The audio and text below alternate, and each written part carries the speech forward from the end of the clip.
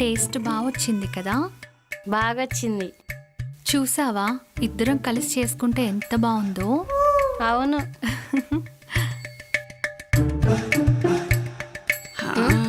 మరి చేసుకుందామా? ఆల్రెడీ చేసుకున్నాం కదా. అంటే ఇంకా ఏమైనా చేసుకుందామా అని. డిన్నర్ కూడా సరిపడా చేసుకున్నాం కదా. చేసుకున్నాం. ఇంతకీ మీ బాయ్ ఫ్రెండ్ ఏమంటున్నాడు? అది స్వాతి, నీకు విషయం చెప్పాలి. చెప్పు దివ్య, ఫీల్ ఫ్రీ. నాన్న ఇంట్లో లేరని ఈరోజు నైట్ తనని ఇంటికి రమ్మన్నాను. ఓ అవునా?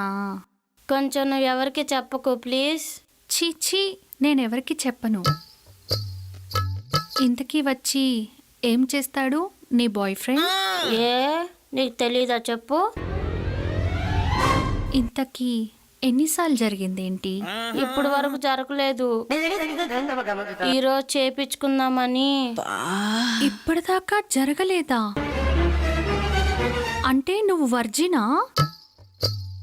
కాదు, తనతో జరగలేదు అంతే. అదే కదా.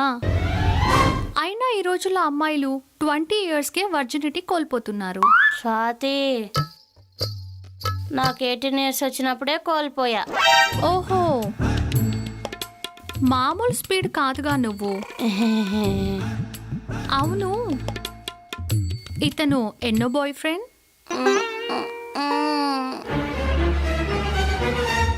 ముందు ముగ్గురుతో బ్రేకప్ ఎందుకైంది? మోసం చేశారా?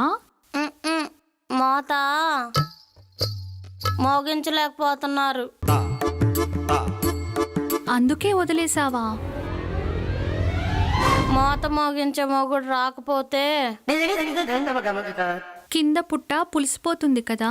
కదా, నువ్వు చాలా ఓపెన్గా మాట్లాడుతున్నావే. నాకు నచ్చిన వాళ్ళతో నేను ఓపెన్గానే మాట్లాడతాను. Thank you Swathi. అంటే ఈ సంతోష్ ఎనర్జీకి ఈరోజు ఎగ్జామ్ పెట్టబోతున్నావు అన్నమాట. అవును. ఈ ఎగ్జామ్లో గనక తను ఫెయిల్ అయితే వీడికి కూడా మిడిల్ ఫింగర్ చూపిస్తావుగా? మొహమాటమేం లేదు, అలా అవ్వకూడదని కోరుకుంటున్నా. నేను మాత్రం అవ్వాలని కోరుకుంటున్నా. ఏంటి సైలెంట్ అయిపోయావు? నిన్ను డిసప్పాయింట్ చేయాలని చెప్పట్లేదు, కానీ ప్రాక్టికల్గా చెప్తున్నా. ఈ రోజుల్లో మోత మోగించే మగవాళ్ళ సంఖ్య 30% ఉందంట. అవునా? మరి మిగతా 70%? నీ ఎక్స్ లవర్ టైపే. మహా అంటే 3 నిమిషాలు, ఇంకా చించుకుంటే 5 నిమిషాలు. 5 నిమిషాల్లో ఐస్ క్రీమే కరిగిపో స్వాతి. వీళ్ళ ఐస్ క్రీమ్ మాత్రం కరిగిపోతుందా? నేను నీలాగే మోత మోగించే మొగాళ్ళ కోసం చూసి మొగాళ్ళ పైన మోజే పోయింది. అలా మోగించుకోకపోతే ఎలా? ఎప్పటికైనా మన మగుకి మోత మోగాలంటే మగాళ్ళేగా దిక్కు. వాళ్ళే దిక్కు అనుకున్న ఆడవాళ్ళంతా ఇప్పుడు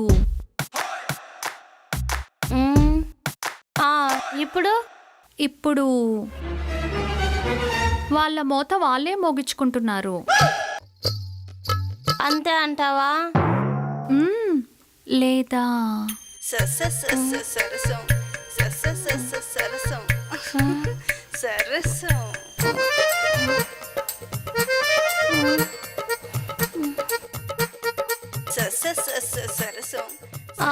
లేదా ఒక ఆడదానికే తెలుసు ఇంకో ఆడదాని ఆకలి గురించి. అవునా కాదా? అవును అనుకో. మరి ఒక్క నిమిషం స్వాతి, చూసొస్తాను.